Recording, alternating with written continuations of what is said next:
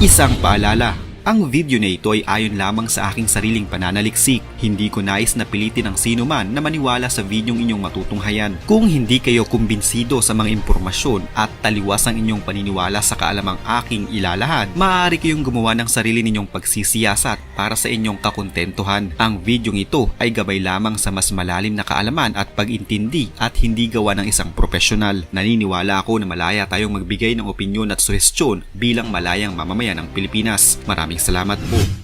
John Prats at Jason Francisco. Marami ang nagulat sa pananakit ni Jason Francisco kay John Prats sa taping ng Banana Split sa Music Museum noong March 21, 2013. Sa mga unang report, ipinagtanggol lang daw ni Jason ang kanyang ex-girlfriend noon na si Melay Cantiveros na asawa na niya ngayon sa pagbibiro ng mga kasamahan nito sa Banana Split.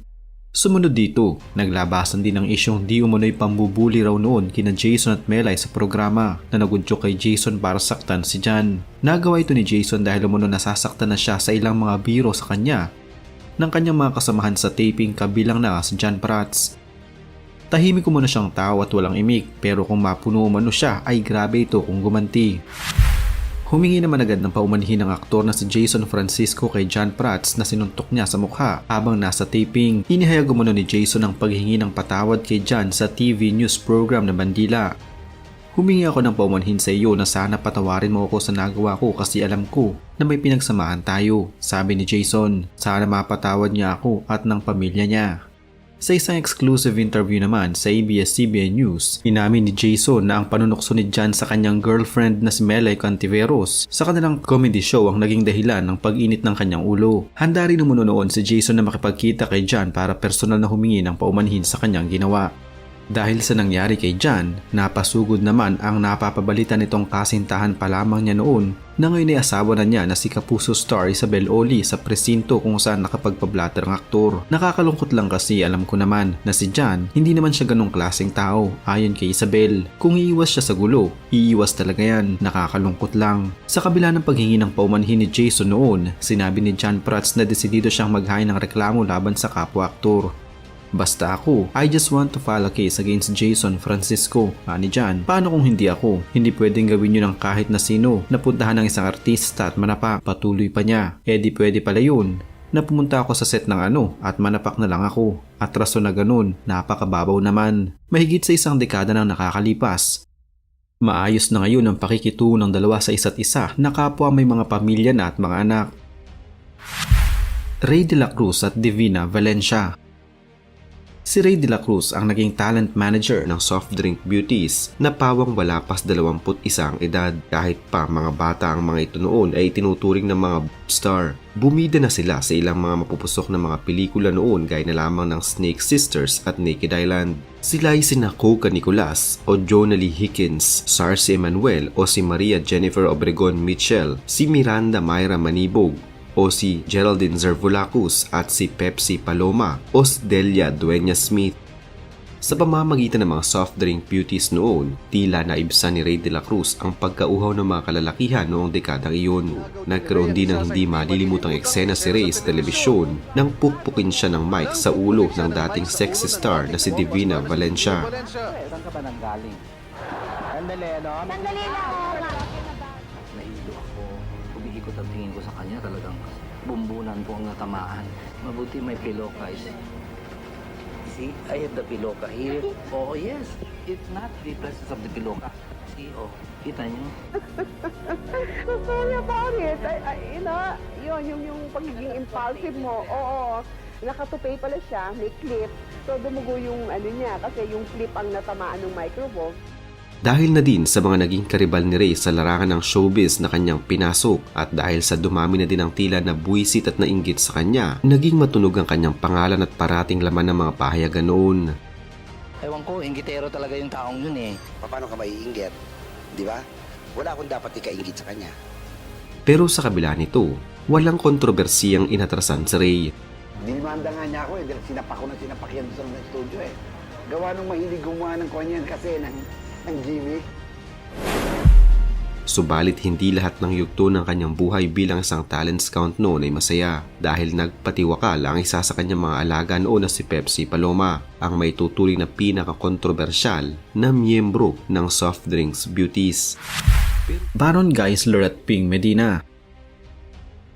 Matatandaan na sa kalagitnaan ng kanilang shooting sa pelikulang Bubog ni Arlene de la Cruz, nauwi sa pagtatalo ang simpleng eksena ni Baron at Ping matapos ang naging personalan ng ilang maaksyong eksena.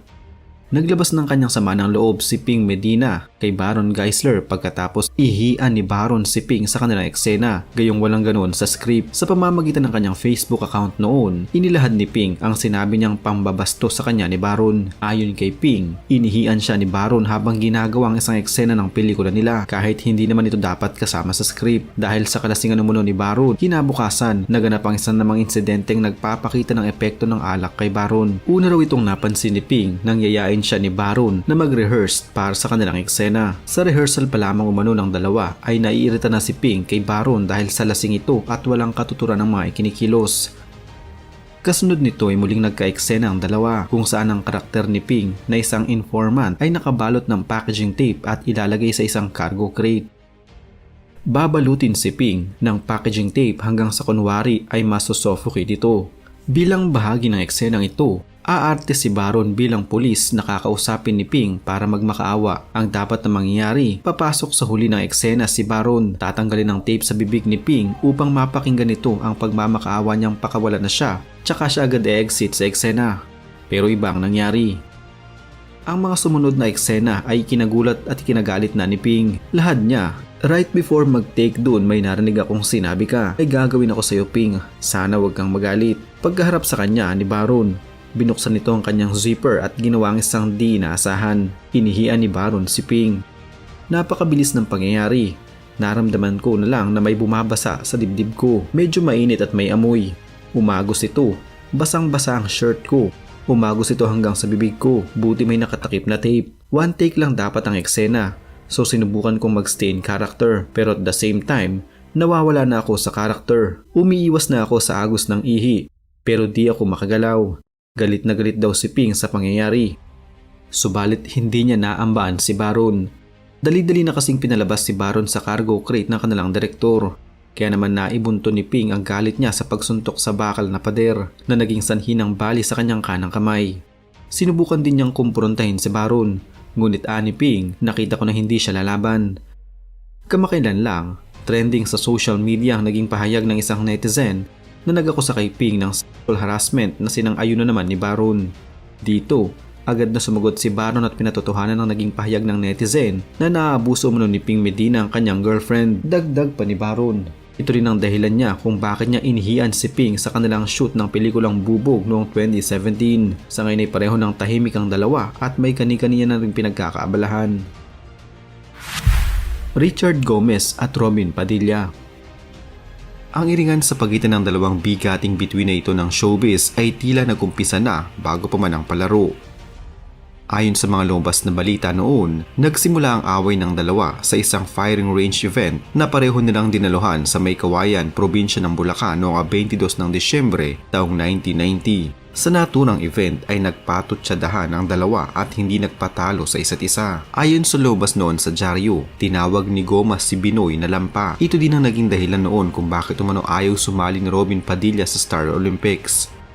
Hindi naman nagpatinag si Binoy at agad na sinagot din ang patutsyada ni Goma. Nailathala sa dyaryo ang naging sagot ni Robin at ayon sa kanya, "O ano ngayon kung lalampa-lampa ako? Hindi naman ako katulad ng iba dyan na athletic nga pero hindi naman kumikita ang mga pelikula." Isang galit na Binoy ang sumugod sa Ultra na ngayon ay Philippine Sports Arena noong Hulyo 8 para kumprontahin si Goma. Noong una, sinubukan pang makipagkamay ni Goma kay Binoy subalit tila ibang handshake ang gustong mangyari ng action star. Nang ilang sandali lamang, bumuelo ng isang suntok si Binoy patungo sa ulo ni Goma. Natigalgalan ng maraming mga kapwa nila artista at tagahanga na nasa loob din ng stadium. Tinamaan ang kaliwang mukha ni Goma at agad namang pumagit na ang veteranong aktor na si Rudy Fernandez. Agad na nagsimula ang komosyon sa loob ng stadium at binalot ng pagkagulat ang lahat nang nakakita sa insidente. Agad namang kumalma si Binoy at hinayaan na lamang din ni Goma ang ginawang pananapak sa kanya. Nagkaroon ng kasundo ng dalawang aktor at mas pinili na lamang na maging profesional. Sa wakas ay nahinto na din ang nasa ilang bonding patutsadahan na nauwi pa sa sapakan ng dalawang kinikilalang mga bigating aktor noong kanilang kapanahunan.